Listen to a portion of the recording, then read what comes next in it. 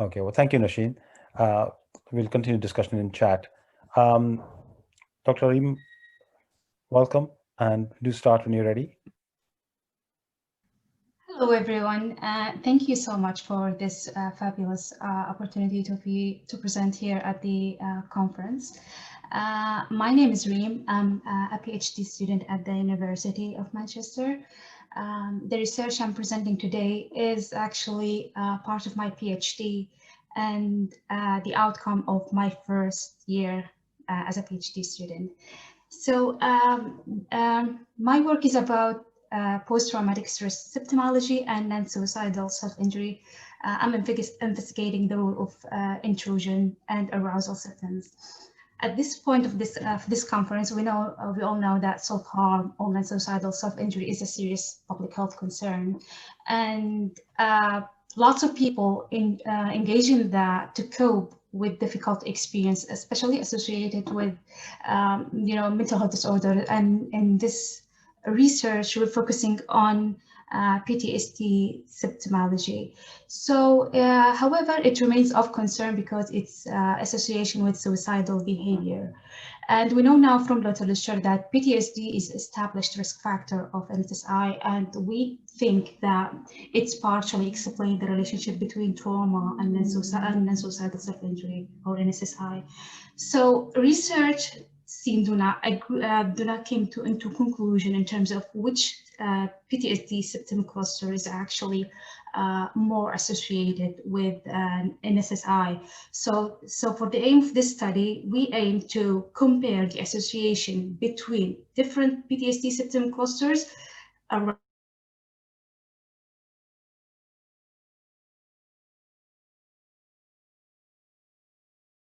social support and also childhood interpersonal trauma in a large scale adult sample in England. So in terms of methodology, so this is a secondary data analysis carried out using data collected for the adult psychiatric morbidity survey, APMS 2007. And in this study, we only used subsample. So we only included participants who experienced trauma at the since the age of 16.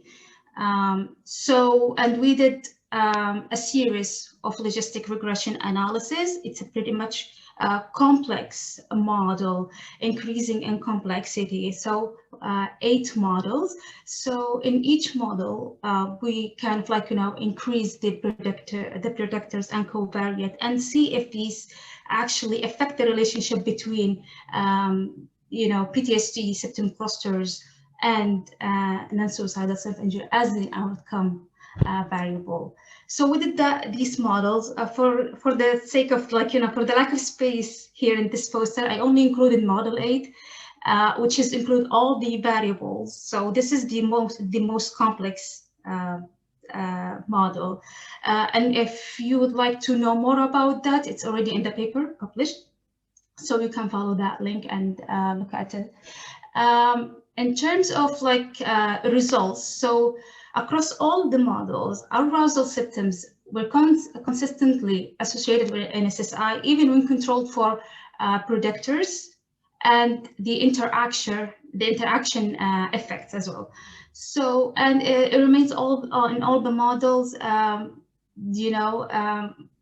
this wasn't the case for intrusion symptoms. So yes, and in terms of childhood interpersonal trauma, we found that it's independently and significantly associated with lifetime NSSI.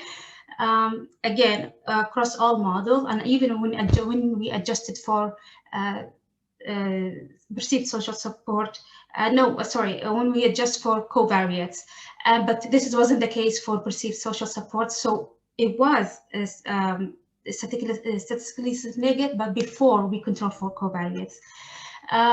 In this research, we couldn't find, the results related to moderating effect of either childhood interpersonal trauma or perceived social support wasn't statistically significant. But when we did the sensitivity analysis, when we removed the influential cases from the analysis, the last interaction in the last model, which is model 8, PTSD arousal interact with perceived social support actually in relation to NSI reached to the significance level, and it's all demonstrated in the graph, the contour plot graph. As you can, it might not be clear enough, but you see that NSSI probability increase. The red color represent actually the highest level of NSSI probability, and you can see that the probability of NSI increased when the arousal increased and perceived social support decreased. So yeah, so we came to that conclusion, but this is just like a trend, and we reached to that conclusion after we did the sensitivity analysis. So a result seems, agree with the previous literature at some point. But also, as I said before, they still research didn't come to an agreement in terms of which PTSD symptoms cluster are more associated with NSSI. But from the results, we find that the finding overall highlight the need for NSI screening, as well as for specific intervention that target the complex need for those who exhibit elevated PTSD symptom, especially those with history of childhood interpersonal trauma. Sorry, it took a longer time. Thank you so much. Thank you. I don't think we have time for questions.